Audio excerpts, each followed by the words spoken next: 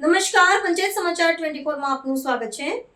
દાહોદમાં યોગી દેવનાથજી બાપુનું ભવ્ય સ્વાગત કરાયું। ગોધરા રોડથી રામાનંદ પાર્ક સુધી યોજાયેલી વિશાળ રેલીમાં યુવાનોનું ઘોડાપૂર ઉમટ્યું।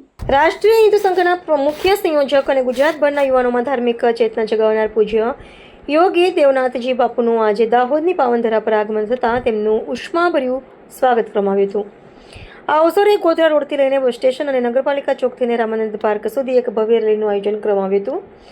આ રેલીમાં સમગ્ર જિલ્લામાંથી મોટી સંખ્યામાં ધર્મપ્રેમી યુવાનો, મહિલાઓ અને સંગઠનના કાર્યકર્તાઓ જોડાયા હતા, જેના કારણે શહેરના રાજમાર્ગો જય શ્રી રામના ગગનભેદી નાદથી ગુંજી ઉઠ્યા હતા। શહેરના રામાનંદ પાર્ક ખાતે યોજાયેલા વિશેષ સન્માન સમારોહમાં પૂજ્ય યોગી દેવનાથજી બાપુએ ઉપસ્થિત જનમેદનીને સંબોધતા હિન્દુ સમાજમાં એકતા અને સમરસતા સ્થાપવા પર ભાર મૂક્યો હતો। તેમણે યુવાનોને આહવાન કર્યું હતું કે સનાતન ધર્મના મૂળભૂત સિદ્ધાંતોનું પાલન અને ગૌમાતાની રક્ષા એ જ સમાજની મજબૂતીનો આધાર છે।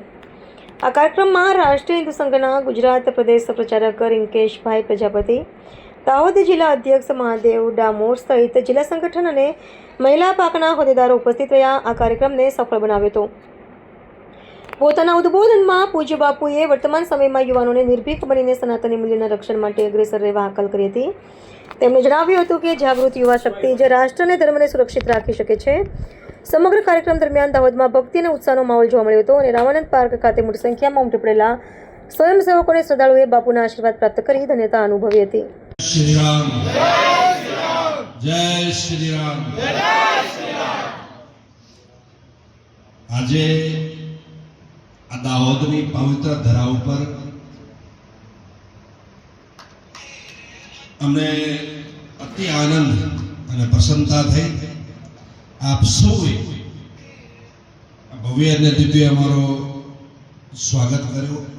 આપ સૌનો ખૂબ ખૂબ હાર્દિક અભિનંદન અને સાધુવાદ।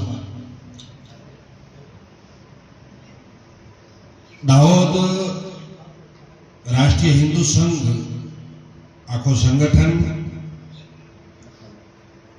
એમાં ઉપસ્થિત રિંકેશભાઈ પ્રજાપતિ,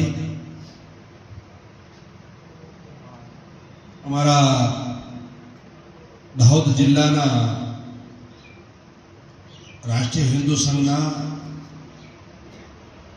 અધ્યક્ષ શ્રી દામોદરભાઈ, ઉપસ્થિત આપ સૌ। વિશેષ તો એટલો બધો ટાઈમ નહોતો, અમે તો રસ્તામાં જતા હતા અને રસ્તામાં બોલાવ્યા છે, એટલે એવું કોઈ પ્રોગ્રામ આયોજન પહેલેથી આપણો કંઈ છે જ નહીં।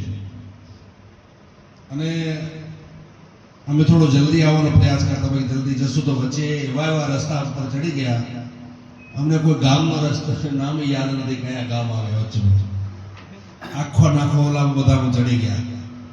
અમે શોર્ટકટ ગોત્યો પણ અમે એમાં વધારે ટાઈમ થઈ ગયો। છેલ્લા હું ઘણા ટાઈમથી વિચાર કરું છું કે દાહોદમાં એક કાર્યક્રમ કરી જવાનો, ત્યાં કાર્યક્રમ કરી નિરાતે, પણ હકીકતમાં એવું છે કે આપણે એક જો આપણો મંતર છે, ભારત દેશ હિન્દુ રાષ્ટ્ર બને અને સનાતન ધર્મની આખે વિશ્વની અંદર જે જયકાર થાય, એ લક્ષ્ય લઈને આપણે ચાલીએ છીએ। તો એ લક્ષ્યને જોતા એટલી બધી વ્યસ્તતા છે, એટલા બધા કાર્યક્રમો હોય, કોઈ ક્યાં હોય, કોઈ પૂજા હોય, કોઈ ફલાણો છે કે આ છે,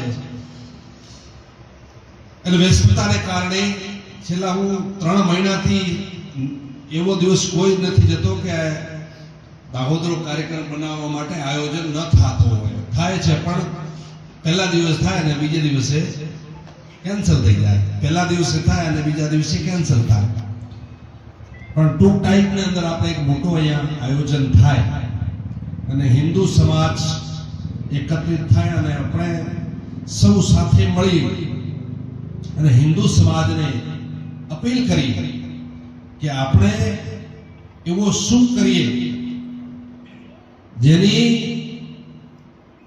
જેનાથી હિન્દુ સમાજ સંગઠિત થાય અને સનાતન ધર્મની આખે વિશ્વની અંદર જય જયકાર થાય।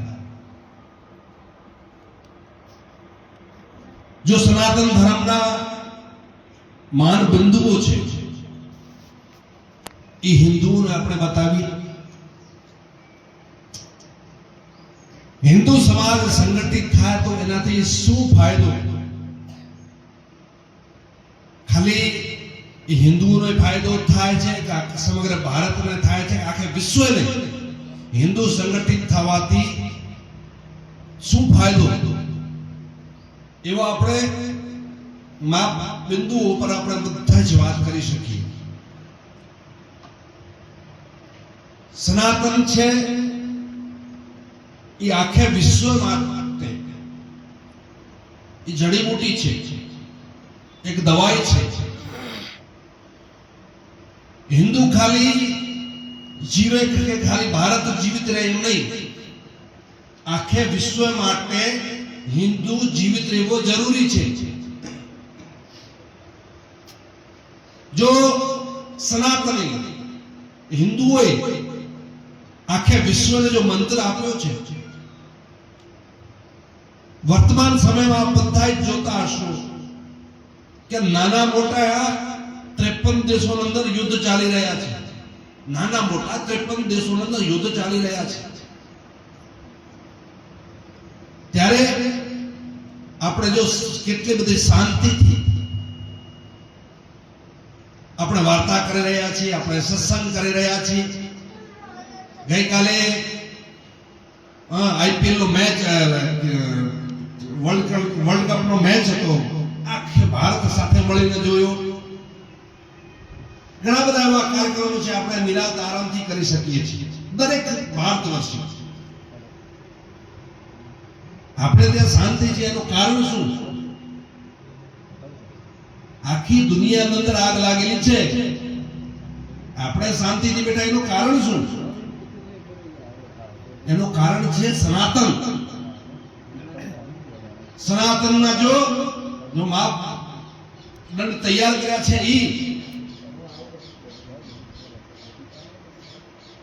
અને ગૌરક્ષા દળમાંથી આવેલા અમારા પિન્ટુભાઈ અને એમની ટીમ અને આપણા આદરણીય દેવનાથ બાપુ સૌનું રામાનંદ પાર્ક ખાતે હું એમનું સ્વાગત કરું છું. બાપુનું મેં ઘણા સમયથી આતુરતાથી રાહ જોતા હતા બાપુની, અને ઘણા સમય આયોજન સેટ પણ થયું, પણ બાપુનું સમયની અભાવના કારણે અવાયું નહીં. આજે બાપુએ આપણા માટે સમય કાઢ્યો છે, અને બાપુને હું વિનંતી કરીશ કે હવે નેક્સ્ટ ટાઈમ જો તમે આવો તો થોડુંક વધારે સમય કાઢીને આવો, જેથી કરીને હમણાં તો લગભગ આપણે અડધી ટીમ આવી છે, બીજા બધા ગ્રામ્ય વિસ્તારના કાર્યકર્તાને આવવાનો સમય નથી મળ્યો છે. તો થોડોક સમય કાઢીને આવો તો આપણે આખી ટીમ જોડે બેસીને આપણે શાંતિથી ચર્ચા કરીશું. અને બાપુના ચરણોમાં વંદન. જય શ્રી રામ.